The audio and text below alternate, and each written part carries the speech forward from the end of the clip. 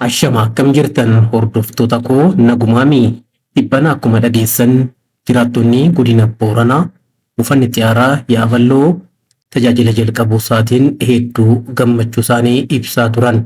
Maal fa'i jedhan wanti dhimma kanarratti dubbatan maal akka ta'e akka quba qabaattaniif yaada jiraattota isinii dhiyeesseera akka hordoftaniif kabajaan isin affeereera. Egaa dhimma kanarratti xiyyeeffannoo taasisuudhaan waan uummanni godina Booranaa dubbate mirrisaa maal akka fakkaatu akka hordoftaniif irra deebiin isin affeere turtii gaarii hordofaa. Daandiin xiyyaaraa yookaan daandiin qilleensarra biyyi tokkoo fi guddinni guddaa kan qabdu carraa hojii kan uumtu waan ta'eef jalqaba daandiin buufata xiyyaara jalqabameetini balalii xiyyaara jalqabuun isaanii gammachuu guddaa jechuudha. Kanaaf paartiin teennaa galata guddaa qabdi. Hojii misooma isheen sadarkaa godina kanaatti hojjetamti yookaan akka biyyaatti akka naannootti akka biyyaatti hojjetamte hojii hagan namiin jenne haa ta'u immoo akka godina kanaatti borjeettiin hedduun kan jalqaban galma abbaa gadaa fudhachuu dandeenya. Buufata xiyyaaraa fudhachuu dandeenya. Man bultii addaa fudhachuu dandeenya. Keella fayyaa yookaan hospitaala gargaraa fudhachuu dandeenya. Hojiin gurguddoon daandii gargar fudhachuu dandeenya. Hojiin guddoon paartiin tunini biyya kanaaf hojjechaa turte hojii hagan jirtuuniti. Haa ta'u ammas taanaan hojiin guddaan haa gaafannu kanuuf daandiin xiyyaara tokko diinagdeen walitti dhaamsa qabdi. Gabayaan walitti dhaamsa qabdi. Uummati yeroon bahee yeroon akka galu yeroon akka hojjeteetini jijjiirama akka fiduu danda'u daandiin xiyyaara nam gargaarti. Kana wal qabateetini ammallee taanaan gaafii nu qabnu gaafii gabayaa horii horiitti gargara gogaaf kallee waan kana wal qabateetini mootummaan ammas akkuma bu'uuraalee misooma hedduu isaanii jalqabsiise xumuruuniti kenna tajaajila gargaraa kennaa jirtu. Borjeettuuwwan guddina biyya kanaatiif barbaachisan haa guddin diinagdeetiif barbaachisan ammas deebi'eetini borjeettiin laalamuu qabdi akka laalamteetini akka nu hojjetamtu ganamumaan dhaamadha. Kanaaf daandiin xiyyaaraa akkuma hidhame boorani mammaakeetiin waan jedhu xiyyaara taa'idhanii kanaan duratti akka mammaasaatti mammaakaa turani dubbiin mammaasaaniti har'a immoo qabatamaa galteetini xiyyaara taa'eetini torbaan keessatti guyyaa 3 balali'uusaa irra deebi'eetini mootummaa keenya paartii badhaadhinaa galata guddaa galchuuf barbaada. Galata gan hin jennu uummati hawaasi borjeettuun keessatti hojjetamteetiin wanni godhu gammachuu guddaa akka qabu ganamumaan ibsuu barbaada. Mischaalooti jiraattuu aanaa Yaaballooti. Bu'aan dirreen xiyyaaraa asitti ijaaramuu kun maal isanii fayyada? Bu'aa maalii qaba? Akka jiraattu tokkotti yaada jedhuufi tokkoffaa gam dinagdeetiin bu'aa guddaa qaba.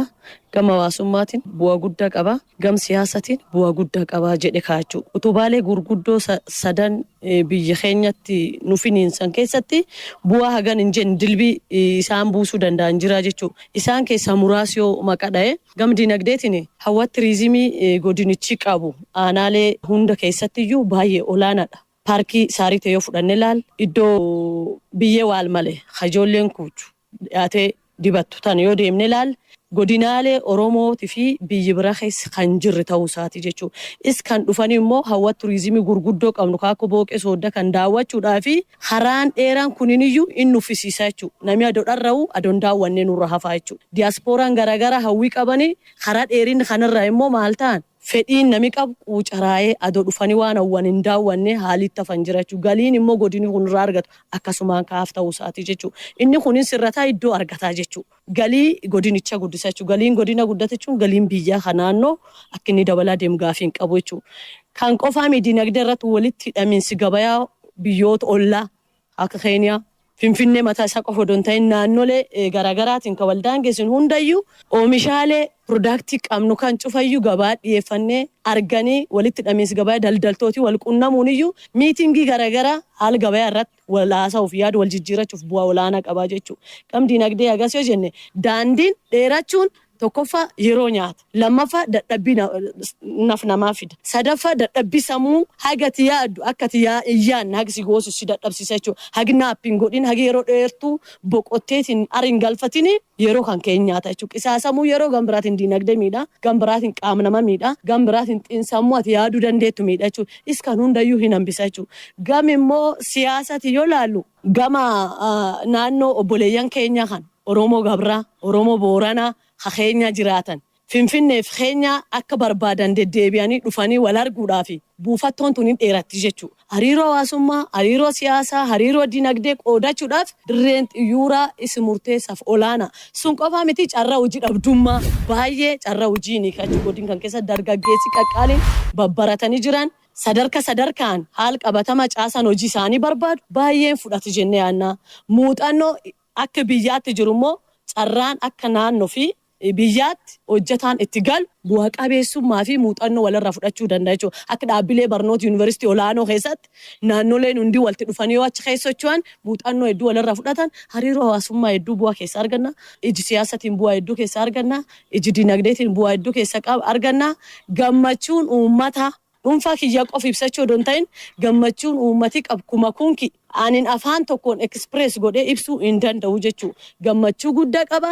Ijaarsisa irra jalqabee gammachuu isa ka ibsate bahee daawwachuu qofaan odoo hin ta'in gumaacha eegumsa taasisee waan maallaqa sila namitti gaafatu maallaqa akka ijaaram taasisee eegumsi ijaarsi piroojeektii nagaaf yeroo gabaabduu keessatti akka xumuram tumsee waan ga'ee ofii bahuu qabu uummati bahee kuniin jaalalaaf gammachuu inni qabu qabatama gochaa waan inni raawwachaa ture irratti arginee jirra jechuudha. Har'a immoo gammachuu dilbii keessummaa simachuun karaa ba'uun dubartiin qeerroon ijoolleen kuuchuu bifa aadaa hawwataa ta'een uffata aadaa isaanii faayamanii sirboota aadaa isaaniitiin haalli itti isaan simachaa turan gammachuu olaanaaf dilbii ta'uusaa namatti agarsiisa jechuudha. Maqaan kiyyaa Nuura Alaa Hewaarii jedhama. Jiraataa aanaa Yaaballooti.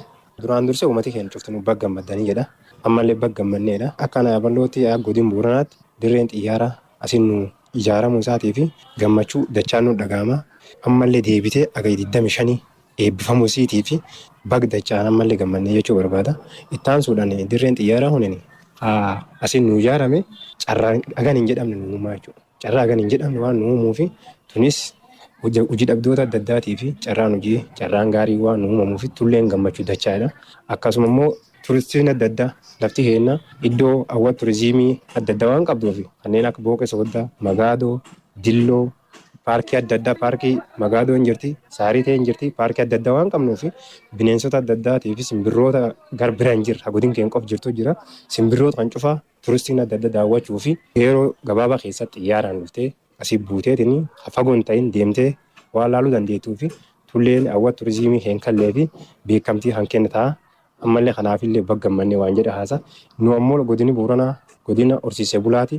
Investiroota adda addaa illee bakka adda addaati dhufanii laf baay'ee qabna, laf bal'oo qabna, godina Booranaa laf bal'oo qabna. Gaaf dhufanii lafteennatti invest godhuu fedhanii karaa gabaabaadhaan xiyyaaraan balanii dhufanii magaalaa Yaabalootti bu'aniitiin lafteen invest godhuu hin danda'u waan ta'eef karaa kalleenii investiroota adda addaa illee akka carraan guddina magaalaa keenyaatii fi carraa adda addaa nu uumtu waan ta'eef kulleen gammachuu dachaa nuuf ta'a. Haa ta'uuti ammoo dirreen xiyyaaraa kunin dhaloottooti keenya hojii dhabdootii baay'ee jira jechuudha. Godina keenya keessa hojii dhabaan baay'ee jira. Namni baay'een barumsa fixatee hojii dhibii uummatee tahaan takkeen hojjetus hedduun isaa akkanuma duwwaa taa'u jira. Dirreen xiyyaaraa asiin nu banamu kunin dhalattoota keenyaa fi hojii hagan hin jedhamu waan uumuu fi kulleen carraa dachaa nuuf ta'a waan ta'eef guddinni magaalaa keenyaatiif iyyuu dirreen xiyyaaraa barbaachisa waan ta'eef bagga gammannee jechuun barbaada. Maqaan kiyyaas Mahammad Achee Waaqoo jedhanii jiraataa aanaa Yaaballooti. Arma banamuun isaa an akka nam tokkootti yookaan akka dhuunfaatti gammachuu guddaa natti uumee jira. Kanas caala uummata immoo gammachuu guddaa itti horee jira. Buufati kun arma banamuun isaa uummataa fi bu'aa 3-4 ni buusaa jedhee yaada. Tokkoffaa uummati kun uummata hawaasa horsiisee bulaati. Daldalli isaanii ni saaffisiisaa jechuudha. Daldalli isaanii ni saaffisiis gaafennu oomish fakkeenya waan akka gaalaa, re'ee magaalota Itoophiyaa adda addaa keessatti akka inni bahee gurguratu, akka inni daldaluu danda'u. Gam daldalaatillee carraa bal'aa uuma. Akkasumas damee turizimii ni guddisaa. Fakkeenya uummati Booranaa kunin uummata uumamaanuu bareedaa fi hambaalee adda addaatiin beekamu. Buufati xayyaaraa kun immoo dhangala'aa turizimii naannoo kan jiru fakkeenya hoteela, suuqawwan, dameewwan tajaajila biroo akka isaan babal'atanii waan turizimii kan babal'isuu danda'an carraa bal'aa uumaa jechuudha. Akkasumas gam tajaajila fayyaa fi barnootaallee ni fooyyessaa jedhee abdii qaba.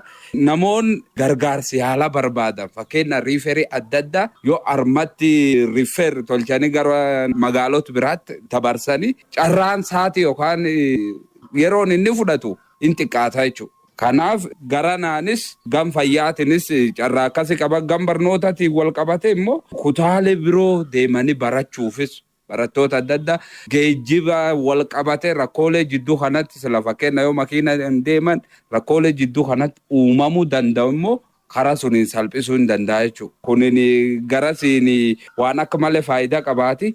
Geejjibas hawaas kan yeroo makiina namni dhabu jira yeroon iddoo deemu odoon ga'iin jidduu kan bulanis ni jira jechuudha. Kan cuf salphisuu fi dadhabbii adda addaa namirra salphisuu fi buufanni xayyaaraa kun gahee olaanaa taphataa jechuudha. Kanaaf as ijaaramuun yookaan misoomni kun armatti ijaaramuun isaa tokkoffaa kutaalee Itoophiyaa hedduu wal qunnamsiisuu danda'a jechuudha. Kunin immoo uummata Booranaatii fi tarkaanfii guddaadha. Kanaaf yeroo imalas ni hir'isa.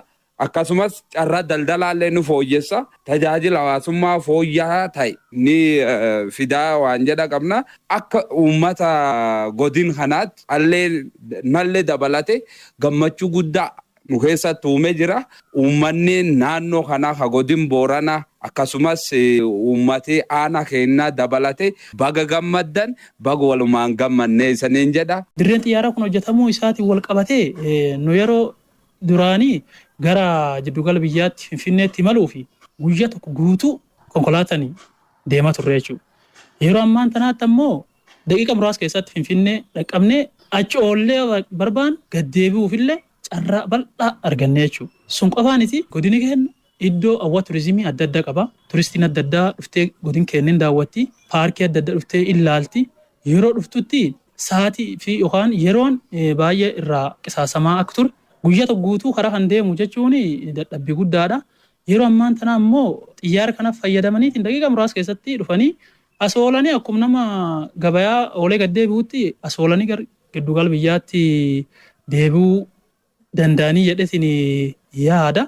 Gama hawaasummaatiin muuxannoowwan gaarii dameelee hawaasummaa keessatti raawwataman hedduu naannootti fayyaa irratti barnoota irratti tajaajila lammummaa irratti buusaa gonofaa irratti sochiiwwan baay'een ka galmaa'u jiran kunin muuxannoon Booran kee jiru ka godin biraan jir ka naannoo biraan jir baay'eedha jechuudha. Kan nami sheer godhee dhuunfaadhaan mootummaadhaan dhaabbilee garaagaraatiin hojjechuudhaaf muuxannoo nami walirra fudhatu jechuudha. Hariiroo hawaasummaa gurguddoo akka yeroo ongee as dhufanii akka yeroo onana naannoo dabuubii keessatti sigigachuu lafaatiin uumame reebanii ariifatanii dhaqqabuuf rakkoolee dhufan walirra qoodachuudhaaf hawaasummaa ayyaan garagara naannoleen garagara sabaaf sablammiin aadaa duudhaa safuu qaban gaafa amma baalli walirra fuudhisaa gadaa wal harka fuudhis taasisan jijjiirran gadaa walirra dabarsan naannoleen biraa biyyooti ollaa dhufaniin waliin qoodachuu fedhan hin nuffanii jechuudha. Kunin hariiroo hawaasummaa gam dippiloomaasiitiin cimsu guddaadha jechuudha. Gam diinagdeelleen bu'aa guddoo buusa. Fakkeenya turistoota adda addaa gara naannoo keenyatti affeeruun investimentii gargaraa affeeruun namni fakkeenyaaf investi godhuu fedhu duraan bu'aa bahiif karaa dheeraa dhufee sodaa adda addaa qaba sodaa nageenya qabu yeroo gabaabduu keessa laftaan dhufee misoomsullee hin danda'a. Kanaaf investimentii gaafuma carraa hojii namaa uumuu keessatti diinagdee naannoo keessatti gahee guddoo qaba. Gama siyaasallee yaaddoo nageenyatiif akka inni saaxilamu gama kalleeni si qarqaara.